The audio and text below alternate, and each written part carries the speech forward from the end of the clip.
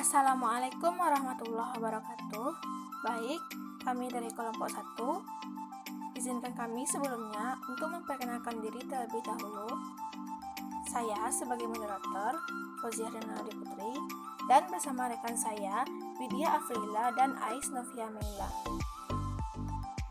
Bersama Ibu Amel Yantifa sebagai dosen pengampu mata kuliah akuntansi biaya.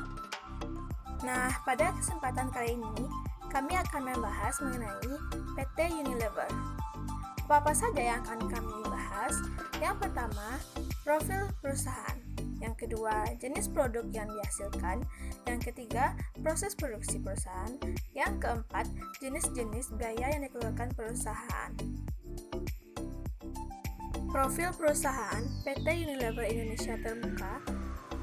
Unilever Indonesia merupakan perusahaan yang bergerak di bidang FMCG atau Fast Moving Consumer Goods yang memiliki 44 merek, 9 pabrik di berbagai area industri di Pulau Jawa, antara lain Jababeka Cikarang, Rungkut Surabaya, dan berkantor pusat di Tangerang. PT Unilever Indonesia didirikan pada tanggal 5 Desember 1933 dengan nama Lever Zip Fabricant N.V. berlokasi di daerah Jakarta Utara. Pada tahun 1980, berubah nama menjadi PT Unilever Indonesia Terbuka. PT Unilever Indonesia menempatkan sumber daya manusia sebagai pusat dari kegiatan perusahaannya. Dalam hal pengembangan profesionalisme karyawan, merupakan salah satu fokus dari perusahaan untuk menjaga keseimbangan hidup dan kontribusi terhadap perusahaan. Secara sosial, Unilever memiliki tanggung jawab perusahaan untuk meningkatkan kesehatan dan kesejahteraan, mengurangi dampak lingkungan, dan meningkatkan mata pencaharian. Sehingga, Unilever memiliki program untuk keberlanjutan dengan prinsip USLP, Unilever Sustainable Living Plan. Nah, pada tahun 2020, terdapat perjanjian pendirian perusahaan baru antara pihak Unilever Indonesia dengan PT Anugerah Indah Pelangi. Hasil dari perjanjian tersebut berupa perusahaan yang bergerak di bidang manufaktur, pemasaran, pengembangan, dan penjualan dari brand Bango untuk kecap, sos cabai, dan saus lainnya. Baiklah, saya akan menjelaskan jenis produk yang dihasilkan. Yang pertama adalah food and drink, di mana yang termasuk ke dalamnya adalah Lipton, Royco, Wall's, kecap Bango, Sariwangi, Magnum, dan sebagainya. Yang kedua adalah home care, di mana termasuk Kiev, Rinso, Sunlight, Molto, Super Pile, Wipol, dan sebagainya. Yang ketiga adalah personal care, yang termasuk ke dalam personal care seperti Dove, Lifebuoy, Lux, Pond's, Rexona, dan lain-lain. Selanjutnya yaitu proses produksi kecap Bango. Pada dasarnya, cara pembuatan kecap kedelai terdiri dari 4 tahapan besar. Yang pertama, proses perebusan biji kedelai yang telah disortir, penjamuran, penggaraman, dan perebusan akhir. Yang pertama yaitu penyortiran. Siapkan biji-biji kedelai yang tua, kemudian disortir agar memperoleh produk kecap Bango yang berkualitas prima. Yang kedua, pencucian. Setelah disortir, biji-biji kedelai dicuci atau dibilas dengan air bersih. Yang ketiga, perebusan pertama. Perebusan pertama ini berlangsung sekitar 2 jam. Yang keempat yaitu penirisan. Biji kedelai dipindahkan dalam tapisan untuk ditiriskan.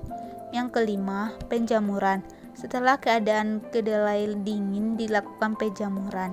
Yang keenam, penggaraman. Biji kedelai yang telah berjamur itu dimasukkan dalam larutan garam sekitar 1 bulan atau lebih.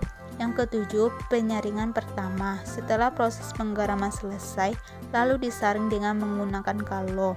Yang kedelapan yaitu perebusan kedua. Perebusan kedua bertujuan untuk mengentalkan kecap Bango. Yang kesembilan yaitu penyaringan kedua. Untuk mendapatkan kecap yang bersih, perlu dilakukan penyaringan kedua dengan menggunakan kain penyaring. Dan yang terakhir yaitu pembotolan. botol-botol yang akan digunakan harus dicuci bersih. Kemudian, cairan kecap dimasukkan ke dalam botol dan ditutup rapat. Materi berikutnya yaitu tentang jenis-jenis biaya yang dikeluarkan perusahaan. Dapat dikelompokkan menjadi 3 bagian menurut biaya produksinya. Yang pertama, biaya bahan baku. Merupakan bahan utama yang digunakan dalam kegiatan produksi dan dapat ditinjau langsung ke produk. Yang kedua, biaya tenaga kerja langsung. Merupakan upah yang dibayarkan pada pekerja yang bekerja langsung menangani proses pengolahan bahan baku menjadi barang jadi. Dan yang terakhir yaitu biaya overhead pabrik, merupakan biaya produksi yang ada di pabrik selain biaya bahan baku dan biaya tenaga kerja langsung, di mana biayanya tidak dapat ditinjau langsung ke produk. Kemudian mengenai harga pokok produksi.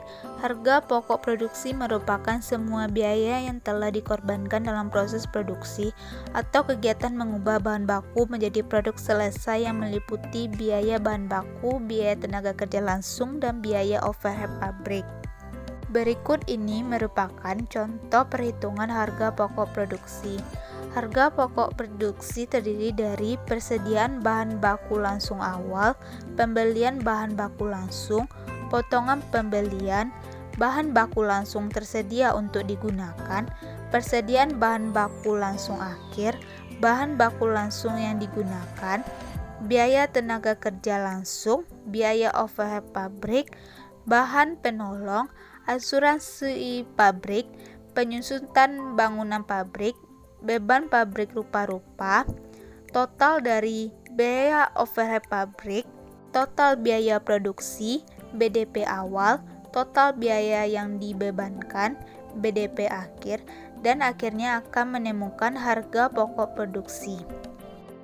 Laporan laba rugi adalah bagian dari laporan keuangan suatu perusahaan yang dihasilkan pada suatu periode akuntansi yang menjabarkan unsur-unsur pendapatan dan beban perusahaan sehingga menghasilkan suatu laba bersih. Berikut ini merupakan contoh laporan laba rugi.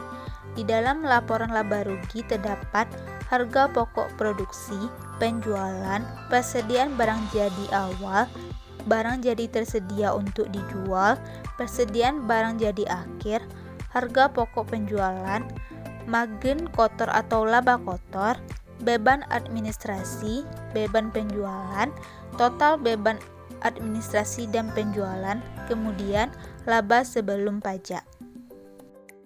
Sekian penjelasan dari kelompok kami. Apabila ada kesalahan, kejanggalan, atau pemakaian kata yang kurang tepat, kami mohon maaf sebelumnya. Wabillahi taufik wal hidayah. Wassalamualaikum warahmatullahi wabarakatuh.